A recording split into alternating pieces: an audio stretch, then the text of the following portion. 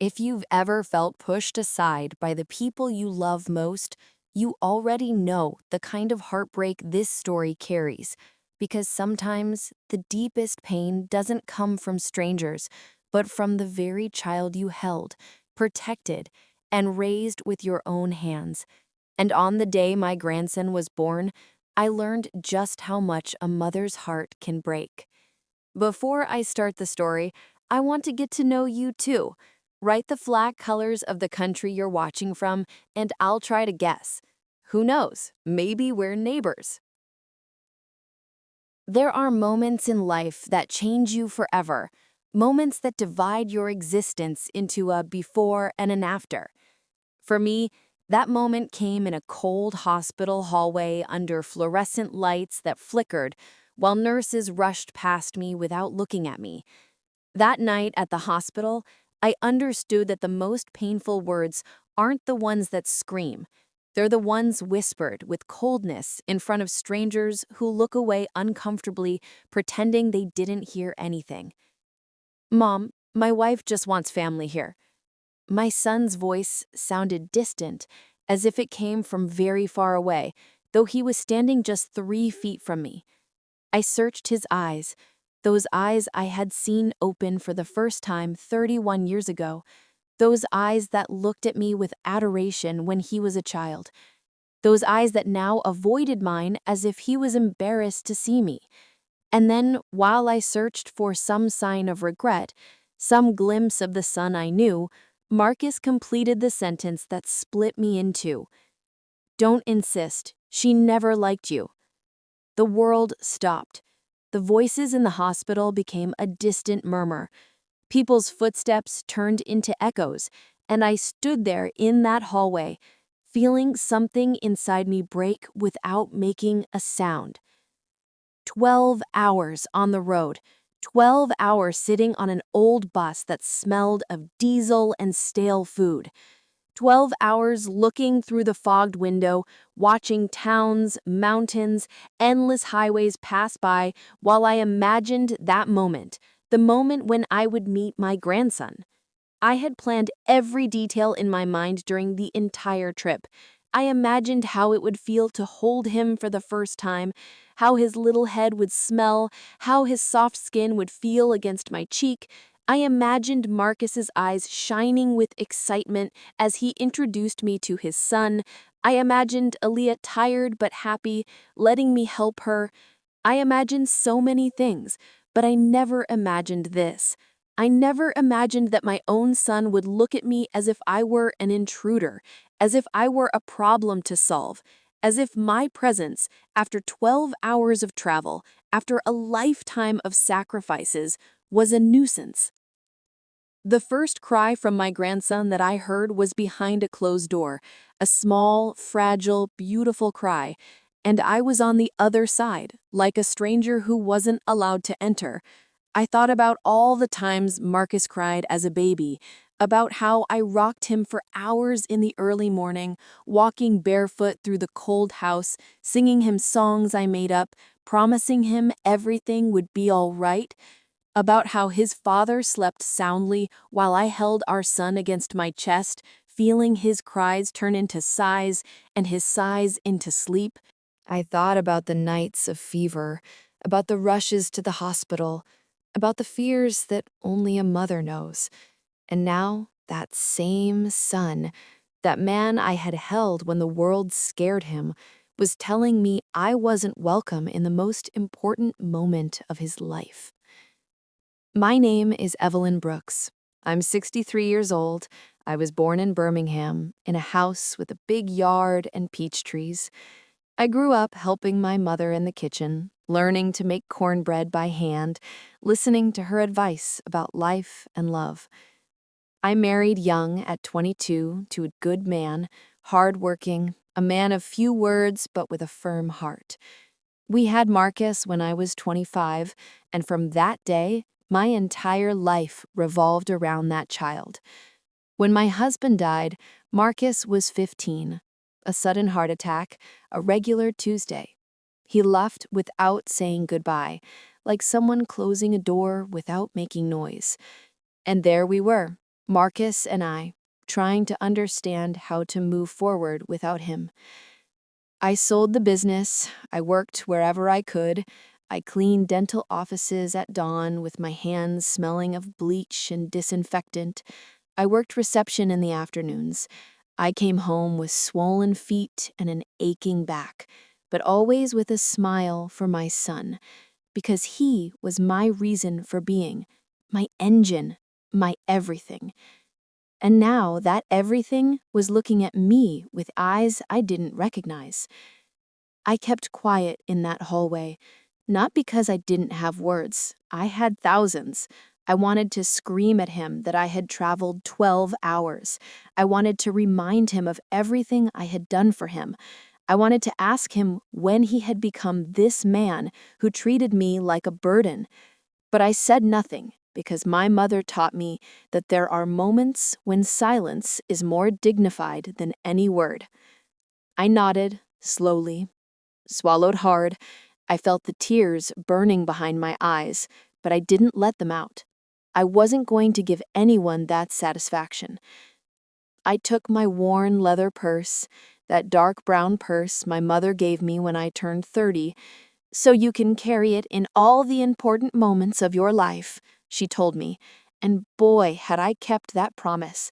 That purse accompanied me when Marcus was born, when he graduated from college, when he moved to Atlanta, and now it accompanied me in this humiliation.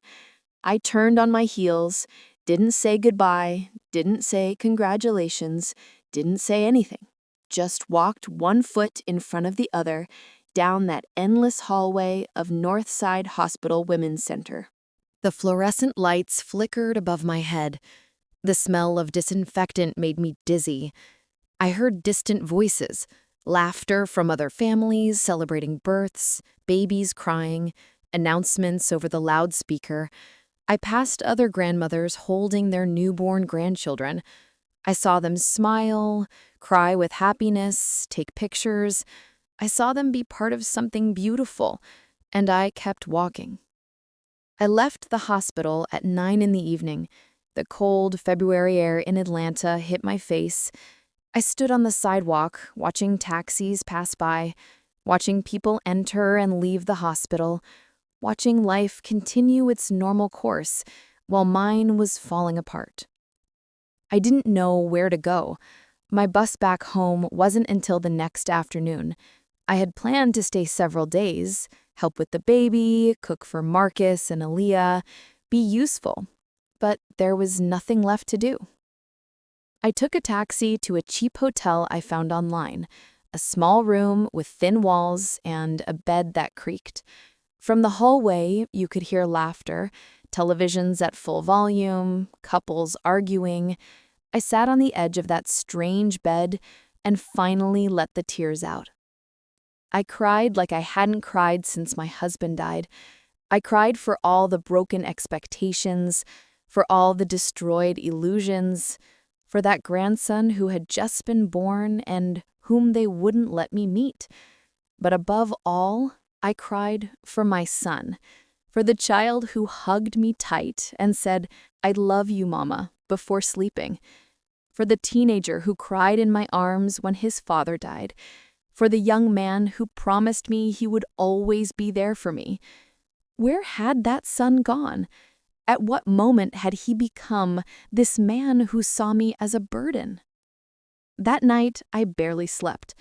I stayed looking at the stained ceiling of that cheap hotel, listening to the sounds of the city that never sleeps, thinking about everything that had gone wrong.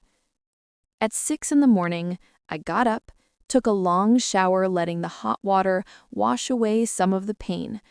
I dressed carefully, put on the navy blue dress I had brought specially for this occasion. I put on makeup, even though no one would see me, because I wasn't going to allow anyone to see me defeated. I went down to breakfast in the small hotel dining room, watery coffee and hard sweet rolls, but it didn't matter. I wasn't hungry anyway.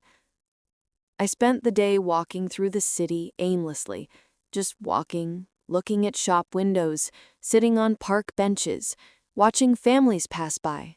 Mothers with their children, grandmothers with their grandchildren, complete families, happy together. And me, completely alone. At 4 in the afternoon, I went to the Greyhound station. I sat on a plastic bench waiting for my bus. There were other people waiting too. An elderly woman reading a magazine, a young man listening to music with headphones, a family eating sandwiches and soda. Everyone had somewhere to go. Everyone had someone waiting for them. And I only had an empty house in Birmingham. The bus left at 6, another 12 hours of travel, but this time I wasn't looking out the window, imagining happy moments. This time I only saw my reflection in the dark glass, a 63-year-old woman, tired, sad, alone. I wondered if Marcus would have noticed that I left, if he would have cared, if at some point he would think I should have treated my mother better. But something told me no. Something told me that at this moment he was completely happy with his new family, with his wife, with his son, and I was just an uncomfortable thought he preferred to forget. I arrived in Birmingham at 6 in the morning. The sun was just beginning to rise. The streets were empty. I took a taxi to my house. When I opened the door, everything was exactly as I had left it. The coffee cup I didn't wash before leaving, yesterday's newspaper, the silence, that silence that before was peace and now was loneliness. I left my suitcase on the floor, hung my leather purse on the door hook, made myself coffee and sat at my kitchen table, the same table where Marcus and I had breakfast together when he was a child, the same table where he did his homework while I prepared dinner, the same table where I was now completely alone. And it was there, sitting in that familiar kitchen, drinking coffee that tasted bitter, when my phone rang. It was an unknown number, Atlanta. For a second, my heart jumped. I thought, it's Marcus. He regretted it. He's going to apologize. I answered with a trembling voice. Hello, Mrs. Evelyn Brooks? It wasn't my son's voice. It was a woman's voice. Professional. Cold. Yes, that's me. Good afternoon, ma'am. We're calling from Atlanta Medical Center, Billing and Collections Department. My blood froze. Yes, we have a pending balance on the account for the delivery of Mrs. Alia Carter Brooks, your daughter-in-law. The medical insurance covered most of the expenses, but there's a remaining balance of $10,000 for the type of room they requested and some special medications that aren't covered in their policy. $10,000. My son, the senior Marcus Brooks, provided us with your number as an emergency contact for payment matters. Emergency contact for payment matters. Not to know my grandson, not to be present, but to pay. Ma'am, are you listening? I felt the coffee growing cold in my hand, felt my heart beating slowly, very slowly, and in that moment I understood everything. Marcus hadn't given the hospital my number because he wanted me to be close. He had given it to them because he needed my money.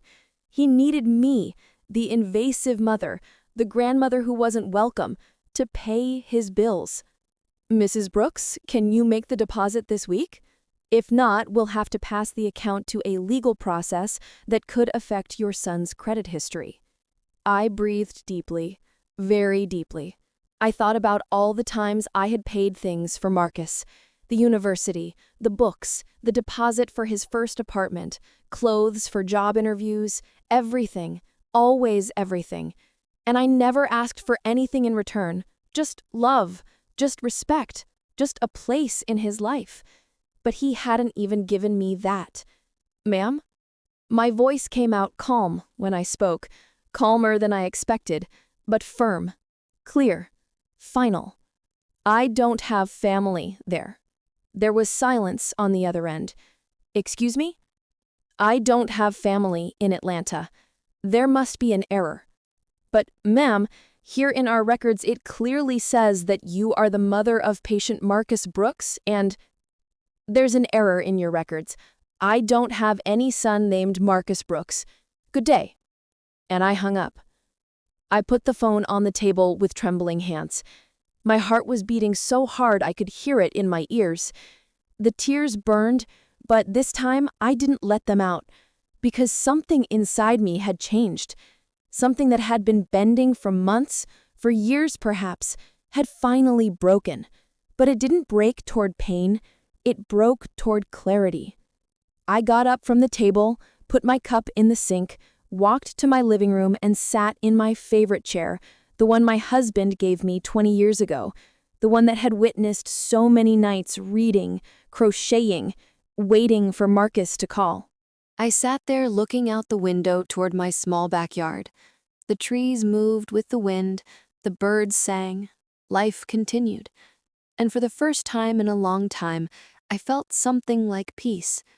It wasn't happiness, it wasn't joy, but it was peace. The peace of knowing I had set a boundary.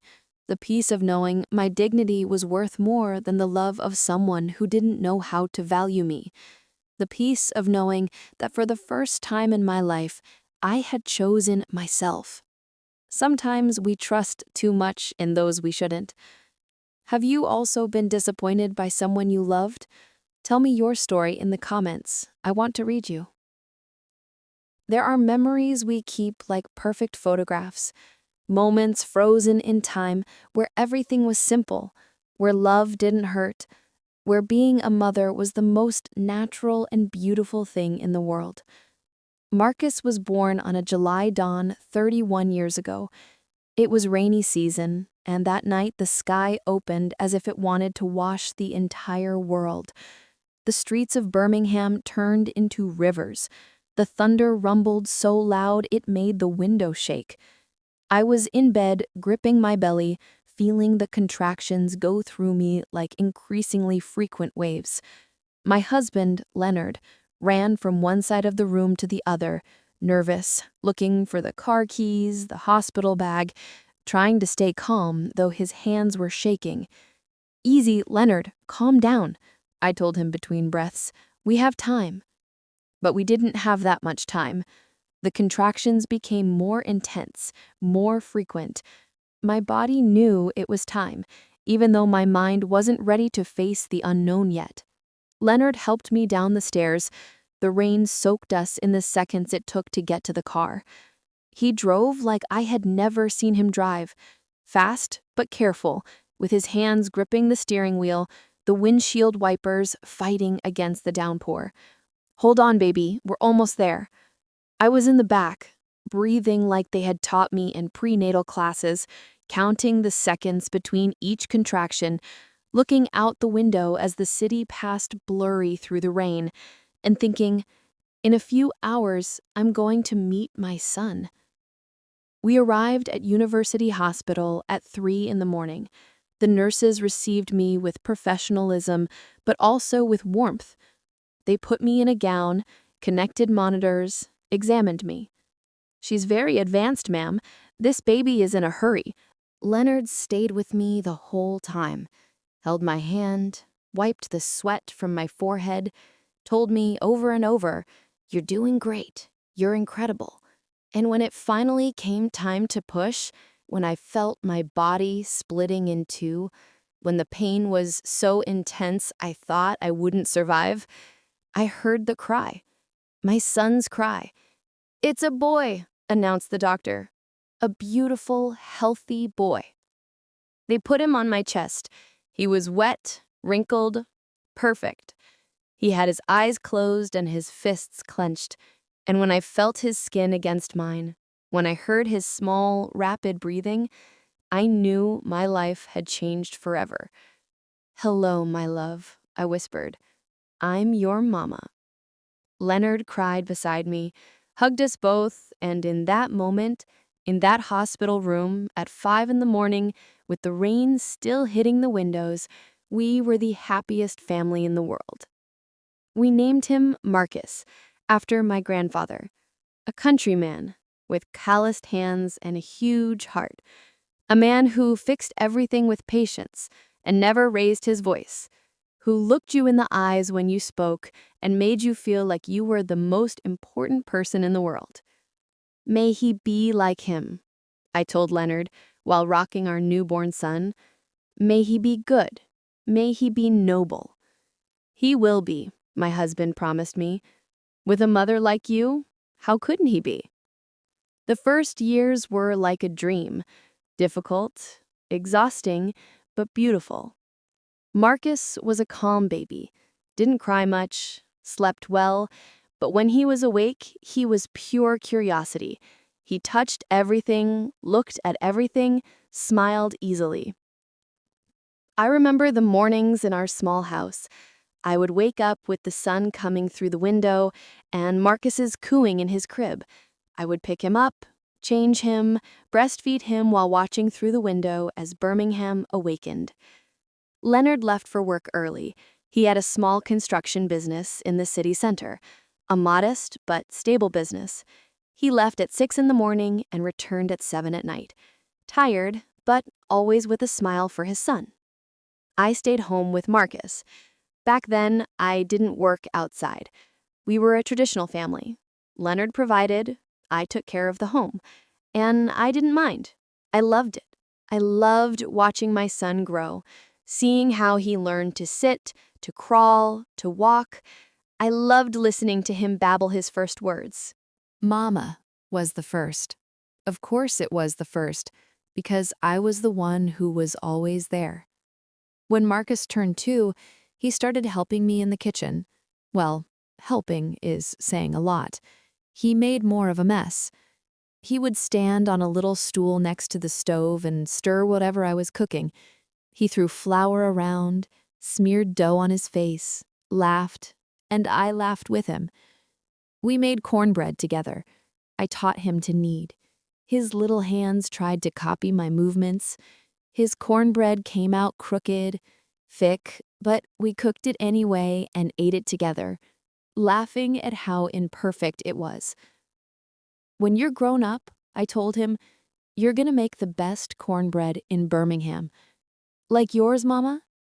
Better than mine. What makes me happiest is having you here with me in these stories. Every like or subscribe makes me feel that we're growing together. The house always smelled of vanilla and cinnamon, of fresh coffee, of home cooking, of home. On Sundays, we went to the park. Leonard, Marcus, and I. We brought an old blanket and sat under the trees. Marcus ran through the grass, chased pigeons, played on the swings. Leonard and I watched him from the blanket, holding hands, feeling like we had everything we needed. We're fortunate, Leonard told me. We are, I replied. And we were. Marcus grew from baby to child, from child to preteen. Each stage brought its challenges, but also its joys. When he entered elementary school, I was one of those mothers who never missed parent meetings, who made cakes for fundraisers, who helped with costumes for festivals, who knew all the teachers by name. Marcus was a good student. Not the best in the class, but dedicated, responsible. We did homework together at the kitchen table. I explained math to him, even though sometimes I didn't understand it well myself. He read me his Spanish compositions, stories about superheroes, about dinosaurs, about adventures in space. Are you going to be a writer? I asked him. No, Mama, I'm going to be an engineer. Like his uncle. My brother was a civil engineer. Marcus admired him. Every time my brother came to visit us, Marcus bombarded him with questions. How are bridges built? Why don't buildings fall down? How does this work? How does that work? And my brother, patient, explained everything to him. This boy is going to go far, he told me, and I believed him. The years passed quickly, too quickly. One day, Marcus was 5 years old and fit in my arms, and suddenly he was 15 and taller than me. It was during those years when Leonard got sick. No, he didn't get sick. He died. Just like that. Without warning. without goodbyes. It was a Tuesday in October. I remember the day perfectly because it was a normal day, completely normal. We had breakfast together. Leonard went to work as always. He gave me a kiss on the forehead. "See you tonight, love." But we didn't see each other that night. At 3 in the afternoon, I received a call. It was from the construction site. "Mrs. Evelyn, you need to come to the hospital." "Leonard?" "What happened?" "He had a heart attack. He's at University Hospital." The world stopped. I arrived at the hospital running. Marcus came with me. I had gone to pick him up from school. He was 15 years old. He still didn't really understand what was happening. A doctor came out to talk to us, a young man with tired eyes. "I'm very sorry. We did everything possible. Your husband passed away 20 minutes ago. The heart attack was massive. He didn't suffer." "What?" I didn't know what to tell him. I didn't know how to tell him that his father was gone, that we would never see him again, that our family of 3 was now a family of 2. They let us see him. He was on a gurney. He looked asleep, peaceful, as if at any moment he would open his eyes and say, "What happened? Why are you crying?" But he didn't. Marcus approached slowly, touched his hand. "Dad?" And then my son, my Marcus, that teenager who was almost a man, but was still my child, collapsed. He cried like I hadn't seen him cry since he was a baby. A heartbreaking cry. A cry from someone who had just lost his world. I hugged him, held him, cried with him, and in that moment, I knew everything had changed. The following days were a fog. The funeral, people coming to give their condolences, the decisions that had to be made, the money we didn't have, the business that had to be closed. Everything fell apart so fast. I sold the construction business. I had no choice. I didn't know how to run it, and we needed the money to survive. With that money, we paid Leonard's debts, the funeral, the overdue bills, and I saved what was left from Marcus's education. Because my son was going to study, even if I had to kill myself working. My son was going to have a career. I started working wherever I could. A dental clinic needed someone to clean the offices. They paid me little, but it was something.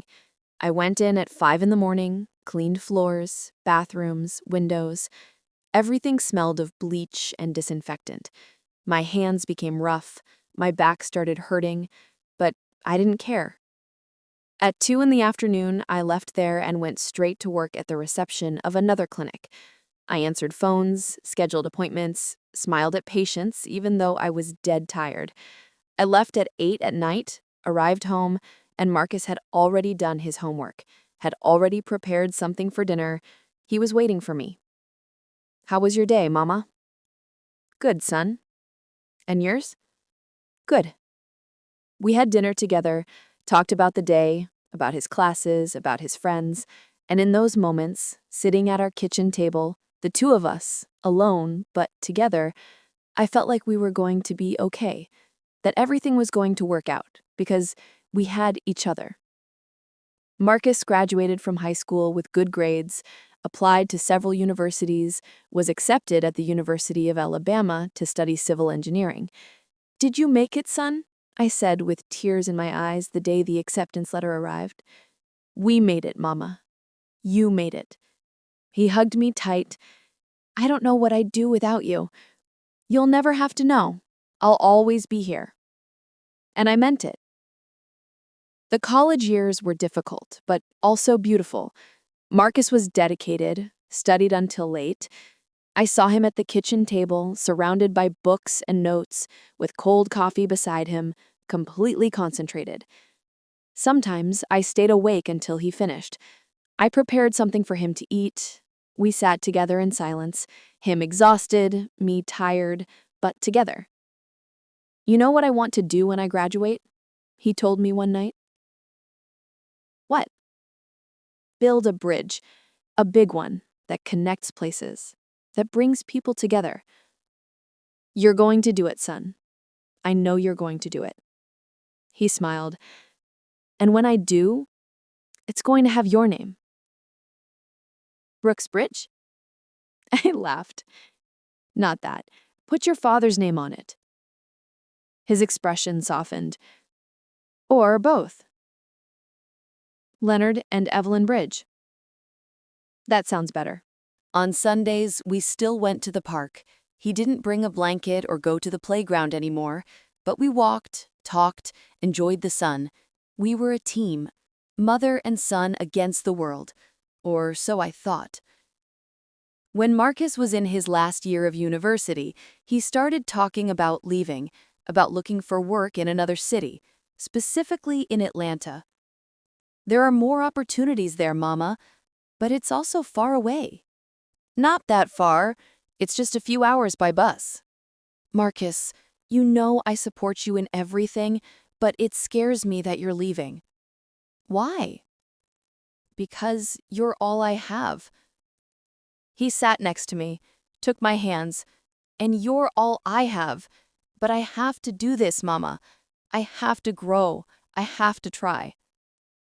He was right. I knew it, but it hurt anyway.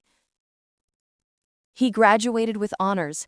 I was at the ceremony in the front row crying with pride, watching him go up to the stage in his cap and gown, watching him receive his diploma. I thought about Leonard, about how he would be just as proud. I thought about all the sacrifices, about all the dawns cleaning floors, about all the sleepless nights, and I thought it was worth it. Everything was worth it. After the ceremony, Marcus hugged me. Thank you, Mama. None of this would have been possible without you. Always, son. I'll always be here for you. 2 months later, he found a job with a big construction company in Atlanta. Good salary, good benefits. You made it, I told him when he gave me the news. We made it. I helped him with everything. With the apartment deposit, with basic furniture, with work clothes. I spent almost all my savings, but I didn't care. It was for my son. The day he left was one of the most difficult days of my life. I accompanied him to the Greyhound station. We loaded his big suitcase and his backpack. We waited together in the waiting room. When they announced his bus, we hugged. Take care of yourself, son. You too, Mama. Call me when you get there. Of course. And eat well. Don't just eat street food. I won't. And don't stay up too late. Mama, I'm going to be fine. I know. It's just that I'm going to miss you so much. Me too. He got on the bus, found his seat by the window, waved at me. I stood there in that terminal, seeing him through the dirty glass of the bus, trying to engrave his face in my memory. The bus started. I watched it move away down the avenue, watched it get smaller and smaller until it disappeared in traffic. And there, standing in that noisy terminal full of people, I felt completely alone for the first time since Leonard died. I got in a taxi and gave my address. During the whole trip, I looked out the window without really seeing anything. When I got home, I entered slowly. Everything was silent. A heavy, uncomfortable silence. I went to Marcus's room. It was empty. The bed made, the desk clean. Only some things he hadn't taken remained. Old posters on the walls, school trophies. I sat on his bed. It still smelled like him. And I cried. I cried because my son had left, because the house was empty, because I realized I had spent the last 17 years living for him, and now I didn't know how to live for myself. But I told myself, it's normal, Evelyn. Children grow up, children leave, that's life. And I tried to convince myself it was true. I tried to convince myself that this was natural, that I should be proud, that my job as a mother had been to prepare him for this moment. But a part of me, a small part I didn't want to admit, felt that something was wrong. That emptiness wasn't just because he had left. It was something deeper. It was the premonition that things would never be the same again, that son who had promised me he would always be there was gradually moving away in a way I couldn't stop. And I was right, but I didn't know it yet. I still clung to the image of the child who hugged me in the park, of the teenager who cried in my arms when his father died, of the young man who told me that nothing would have been possible without me. I didn't know that son was staying in the past, and that the man he was becoming was someone I wouldn't recognize. While I tell all this, I think about where you might be listening to me. Write the name of your city in the comments. The first 3 months were perfect. Well, not perfect, but good enough to keep hope alive. Marcus called me every day, every night to be exact, at 9 o'clock, after getting home from work, after dinner, before going to bed. My phone would ring, and I, no matter what I was doing, would answer immediately. Son? Hi, Mama. How was your day? And we talked about everything, about nothing, about his work at the construction company, about the projects he was working on, about his coworkers, about the enormous city that still intimidated him a little. It's so big, Mama. So many people, so many cars, so much noise. Do you like it? Yes, it's exciting, but also tiring. Sometimes I miss the tranquility of Birmingham. You can always come back, son. Your home is here. I know, Mama. Thank you.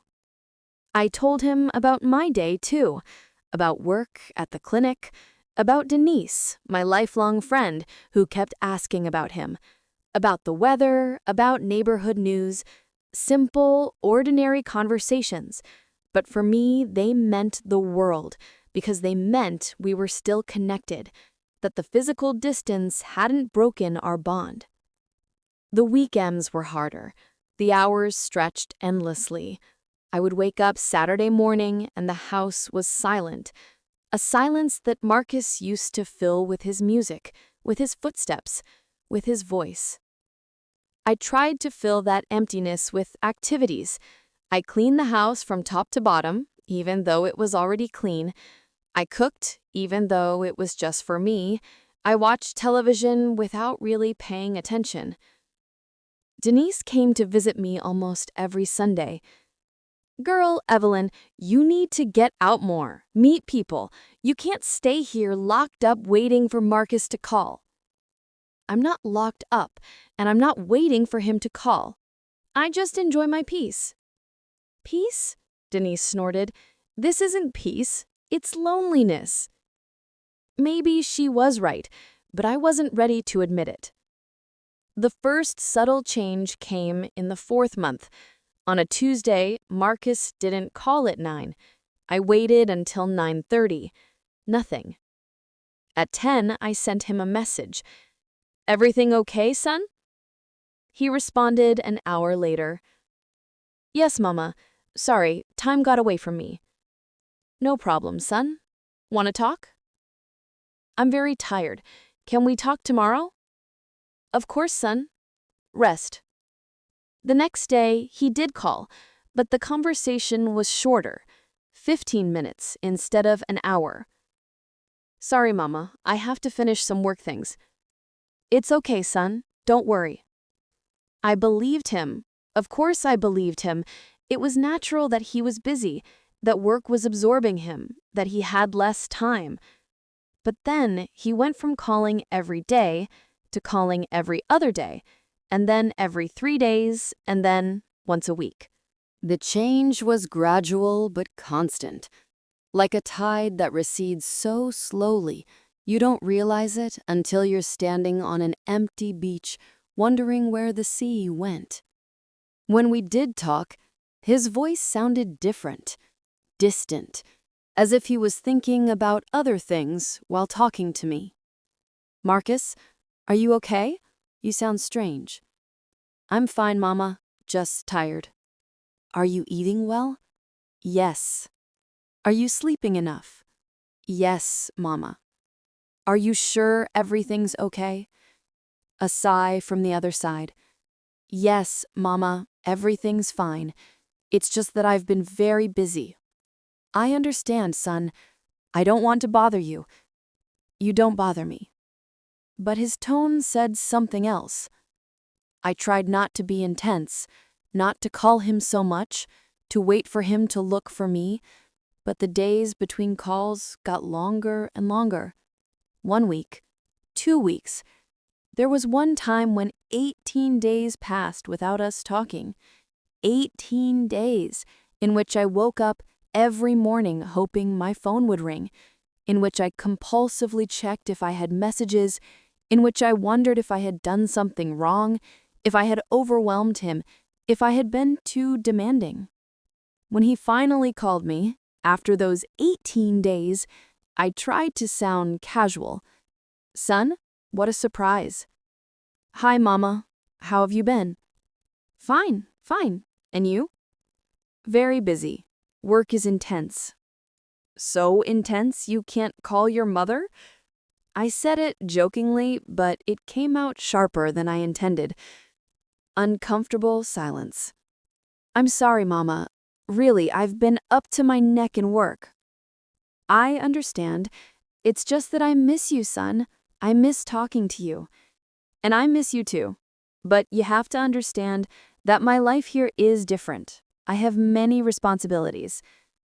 I know. I don't want to pressure you. I just want to know about you.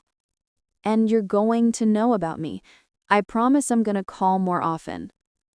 But he didn't. The calls continued to space out, and when we talked, they were increasingly brief, more superficial.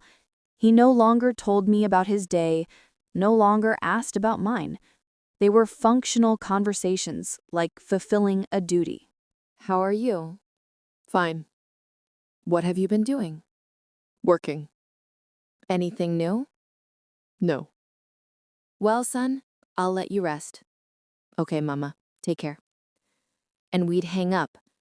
I would stay there with the phone in my hand, feeling like something invisible but real was breaking between us.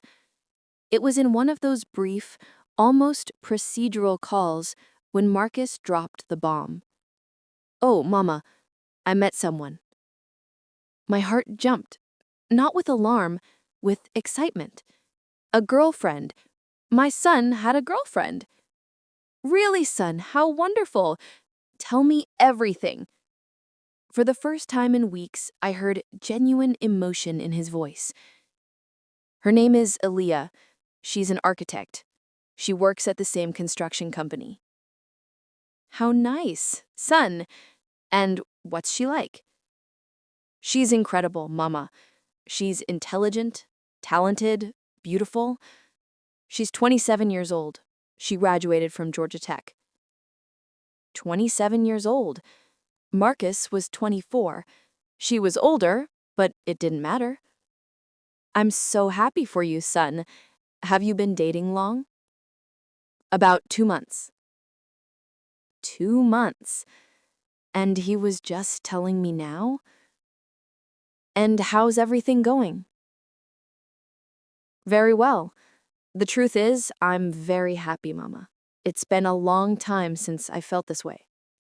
His happiness was palpable, genuine, and I was happy for him. Really happy, because a mother always wants to see her child happy. I'd love to meet her, son. There was a small pause. Yes, of course. At some point. At some point. Yes, Mama, it's still very early. We're just getting to know each other. But you've been together 2 months? Yes, but we'll see. I don't want to rush things. I nodded, even though he couldn't see me. It's okay, son. Whenever you want. Thanks for understanding. Can you send me a picture of you two? Another pause. Maybe later. Yes, I have to go. Aaliyah is waiting for me. Aaliyah is waiting for me. Those 4 words stuck in my chest without me knowing why. Okay, son, have fun. Thanks, Mama. I love you. I love you too. He hung up before I could say anything else. I sat in my armchair looking at the phone, trying to process what had just happened. My son had a girlfriend. It was good news. I should be celebrating. So why did I feel this knot in my stomach? I tried to convince myself it was just a mother's nerves, that it was natural to worry, that any mother feels something when her child starts a serious relationship. But it was something more than that. It was the tone of his voice when he talked about her, the way he had said, "Aaliyah is waiting for me," as if she was now the most important thing, as if I had moved to 2nd place, or 3rd place, or no place at all. The following weeks confirmed my suspicions. Marcus barely called anymore, and when he did, all conversations revolved around Aaliyah. Aaliyah and I went to this restaurant. Aaliyah showed me this place. Aaliyah says that, Aaliyah, Aaliyah, Aaliyah. I listened, smiled, asked appropriate questions, but inside I felt myself disappearing from his life. I sent him messages, and he would take hours to respond, sometimes days. Sorry, Mama, I've been with Aaliyah. I tried to get to know her through the little Marcus shared. From what I understood, she came from a well-off family in Atlanta. Her father was also an architect. Her mother was a university professor. She had a younger sister studying medicine. A different family from ours. A family with money, with university education for generations, with connections. Not like us. A family from Birmingham. Middle class that became lower class when Leonard died. A mother who cleaned floors, and a son who had studied on scholarships. I wondered what Aaliyah would think of us, of me. I tried not to think that way, not to create stories in my head, but it was difficult when Marcus shared less and less with me. One day, while we were talking on the phone, I heard a woman's voice in the background. Marcus, are you coming? I'm coming, love. Love. Is Aaliyah there? I asked. Yes, Mama, she's here at the apartment. Oh, I didn't know you lived together. Silence. We don't live together. She just came to visit. I understand. Another uncomfortable silence. Mama, I have to leave you. Aaliyah and I are going out. Of course, son. Have fun. Thanks. I'll call you later. But later became an empty promise. The months passed. Marcus became increasingly evasive, more distant, more absent. For my 60th birthday, he didn't come. He sent flowers by mail, yellow roses, 12 roses, one for each month we had gone without seeing each other. The card said, "Happy birthday, Mama. Sorry I can't be there. Aaliyah and I have a lot of work. I love you very much, Marcus." I stared at those flowers for hours. They were pretty, probably expensive, but they were cold. There was no warmth in them, no presence.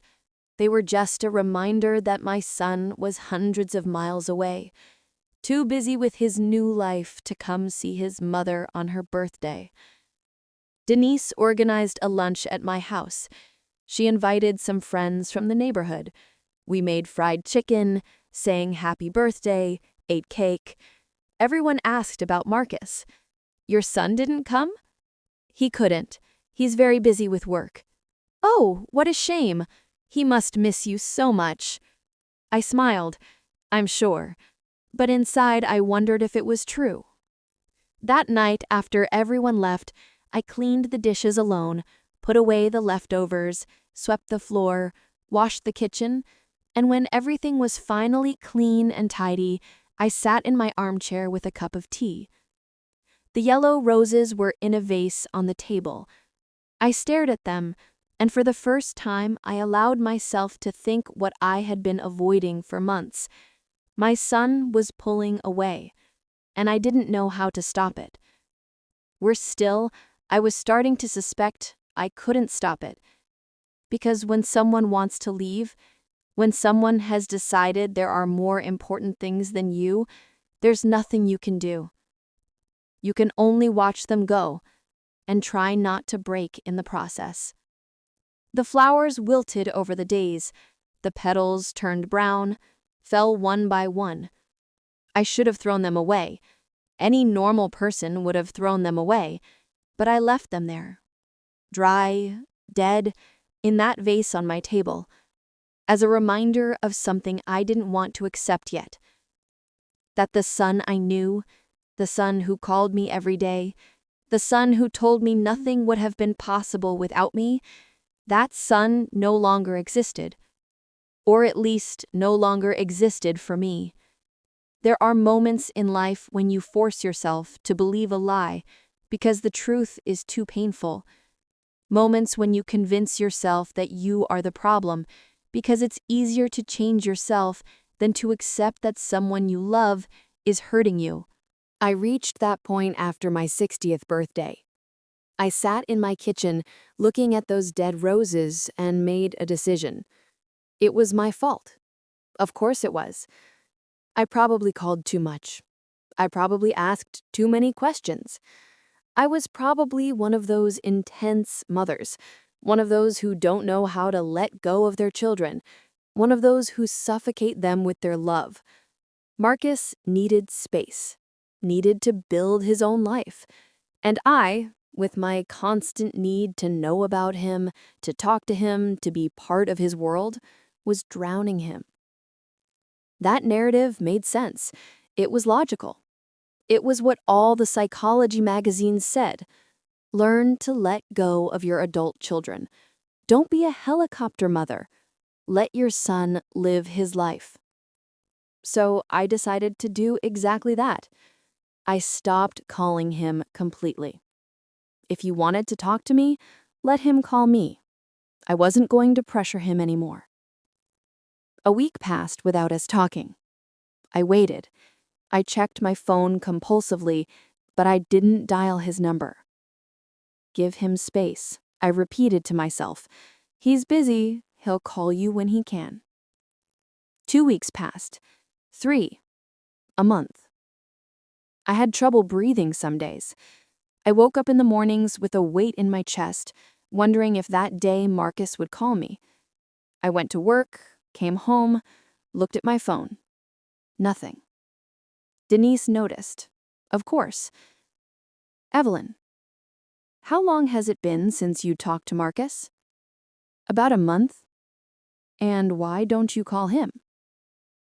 Because I'm trying to give him space, not to be intense.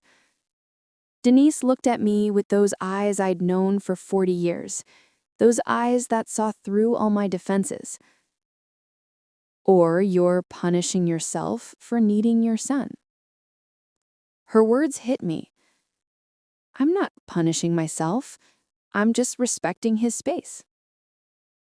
There's a difference between respecting his space and disappearing from his life, Evelyn. And what do you want me to do? Call him and bother him? Pressure him? I want you to stop thinking that needing your son is bothering him. I stayed silent. Denise sighed. I don't know what's happening with Marcus, but I know you're not to blame. You're a loving mother, a good mother, and if he can't see that, the problem is his, not yours. I wanted to believe her. I really wanted to, but it was easier to blame myself. In the 5th week, my phone finally rang. It was Marcus. My heart jumped so violently, I thought it would come out of my chest. I breathed deeply 3 times before answering. I tried to sound casual, as if I hadn't been waiting for this call for 35 days. Son? Hi, Mama. How have you been? His voice sounded cheerful, light, as if nothing had happened, as if we hadn't gone more than a month without talking. Fine, son. And you? Very well. Very well. Actually, I was calling because I have news. My heart accelerated again. What happened? Aaliyah and I are getting married. The world stopped. All the background noise disappeared. The ticking of the kitchen clock, the humming of the refrigerator, the distant barking of a dog in the street, everything went silent. Mama, are you there? Yes, sorry, son. What a surprise. Good surprise. I swallowed hard. Of course it is. Congratulations, son. I'm so happy for you. I was happy. I didn't know. I felt so many things at the same time, I couldn't distinguish one emotion from another. Joy because my son was happy. Fear because everything was changing too fast. Pain because I barely knew this woman my son would share his life with. And a question I didn't dare ask out loud. Is there room for me in this new family you're building? Thank you, Mama. I'm very excited. I can imagine. When is the wedding? In 3 months. It's going to be something simple, in Atlanta, just close family and intimate friends. Of course. I'll definitely go. There was a small but noticeable pause. Great. I'll send you the details by email. By email. Yes, Mama. Aaliyah is organizing everything online. It's easier that way. I understand. I didn't understand anything. Well, Mama, I'll let you go. I have to keep telling people. Have you already told many people? Yes. Aaliyah's parents, her sister, some friends. And you're telling me now? It slipped out. I didn't want to sound resentful, but it sounded exactly like that. Mama, please, don't start. I'm not starting anything. I'm just asking. Well, it seems like you are. Look, you're important to me, but I also have to organize with many people. Not everything revolves around you. His words were like a slap. I'm not saying everything revolves around me. Then don't take it personally. How am I not going to take it personally, Marcus? I'm your mother. Exactly. You're my mother, not my wife. Aaliyah is my priority now. Silence. A long, heavy silence, full of everything we couldn't say to each other. Mama, are you there? Sorry, I didn't mean to sound like that. It's just that there's a lot of stress with the wedding. Many decisions, many things to organize. I understand. Really. Yes, son. Really, I congratulate you. I congratulate both of you. Thank you, Mama. That means a lot to me. Did it mean a lot? I wasn't sure of anything anymore. I'll send you the wedding details. Okay. I love you, Mama. I love you too, son. He hung up.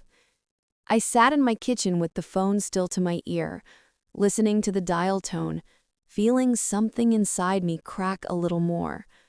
My son was getting married to a woman I didn't know in a wedding that was being planned without my participation, and I was smiling and saying I was happy because that's what I was supposed to do. 2 days later, I received the invitation by email. It was elegant, professional, with a minimalist design in beige and gold tones. There was a photo of Marcus and Aaliyah. He was smiling from ear to ear. She was beautiful in a white dress, perfect makeup, wavy hair falling over her shoulders. They looked happy. They looked in love, and I felt like an intruder looking at that photo. The invitation said, Marcus Brooks and Aaliyah Carter have the honor of inviting you to the celebration of their marriage. It didn't say, with love, Marcus and Aaliyah. It didn't say, we want to share this special day with you. It just said, have the honor of inviting you, as if I were just another guest, like any other coworker, like any distant acquaintance, like someone expendable.